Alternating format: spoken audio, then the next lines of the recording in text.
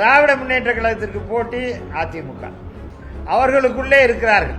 நானா நீயா, யாரு இரண்டாம் இடத்தில் இருப்பது என்று அவர்களுக்குள்ளே போட்டி இருக்கலாம். தொகுதி மறுவரை குறித்து பிரதமர் மோடி அவர்களோ உள்துறை அமைச்சர் அமித்ஷா அவர்களோ ஒரு மௌனமாக இருக்கிற நிலையிலே இருக்கிறார்கள். மேலும் உங்களுக்கெல்லாம் தெரியும், கல்வி அமைச்சர், ஒன்றிய கல்வி அமைச்சர் தமிழ்நாட்டு மக்கள் நாகரிகமற்றவர்கள் என்றெல்லாம் நாடாளுமன்றத்திலே சொன்னார், மன்னிப்பும் கேட்டிருக்கிறார். இன்றைக்கு கடந்த 2 ஆண்டுகளாக மணிப்பூர் பற்றி எரிகிறது.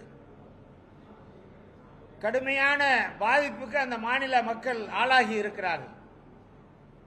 அந்த மாநிலத்திற்கு ஒன்றிய அரசிலே இருந்து பிரதம அமைச்சரோ மற்றவர்களோ யாரும் செல்லாத ஒரு மோசமான நிலை இருக்கிறது.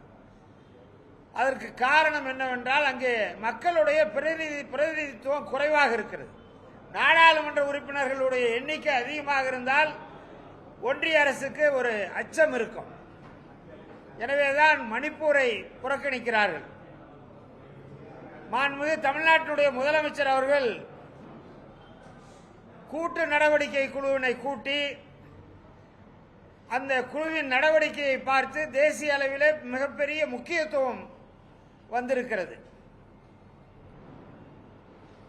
நம்முடைய ஊடக நண்பர்களை, பத்திரிகை மற்றும் ஊடக நண்பர்களை அன்போடு கேட்டுக்கொள்கிறேன். தமிழ்நாடு முழுக்க இந்த தொகுதி மறுவரை பிரச்சனையை நீங்கள் தான் எடுத்து செல்ல வேண்டும் என்று உங்களை எல்லாம் அன்போடு,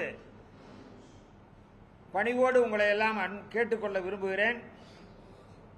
நம்முடைய மாண்புமிகு தமிழ்நாடு முதலமைச்சர் அவர்களுடைய கோரிக்கை, அதே போல வட இந்தியாவிலிருந்து வந்த தலைவர்கள், அதே போல தென்னிந்தியாவிலிருந்து வந்த முதலமைச்சர்கள், தலைவர்கள் எல்லாம் கூட அடுத்த 25 ஆண்டுகளுக்கு தொகுதி மறுவரை தேவையில்லை, அதை நிறுத்தி வைக்க வேண்டும் என்கிற கோரிக்கையை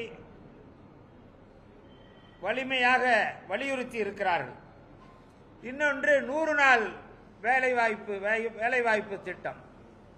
இதற்காக 4000 கோடி ரூபாய்க்கு மேல் தமிழ்நாட்டிற்கு வர வேண்டிய நிதியை ஒன்றிய அரசு, மோடி அரசு நிறுத்தி வைத்திருக்கிறது. ஏழைப்பாளைகள் வயிற்றிலே அடிக்கிற அரசாக, அவர்களை துன்புறுத்துகிற அரசாக ஒன்றிய அரசு, மோடி அரசு இன்றைக்கு இருந்து கொண்டிருக்கிறது. எனவே அதையும் நம்முடைய மாண்புமிகு முதலமைச்சர் அவர்கள் கண்டித்திருக்கிறார்கள். அந்த நிதியினை வழங்க வேண்டும் என்று கோரிக்கை வைத்திருக்கிறார்கள். எனவே பத்திரிகை நண்பர்கள், ஊடகத்துறை சேர்ந்த நண்பர்களை எல்லாம் கேட்டுக்கொள்கிறேன்.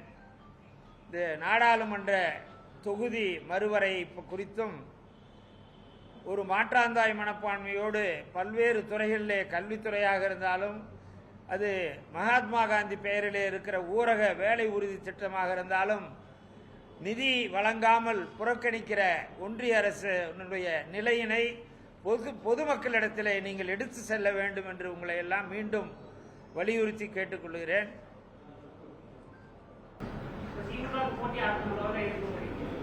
திராவிட முன்னேற்ற கழகத்திற்கு போட்டி அதிமுக. அவர்களுக்குள்ளே இருக்கிறார்கள். நானா நீயா, யாரு இரண்டாம் இடத்தில் இருப்பது என்று அவர்களுக்குள்ளே போட்டி இருக்கலாம்.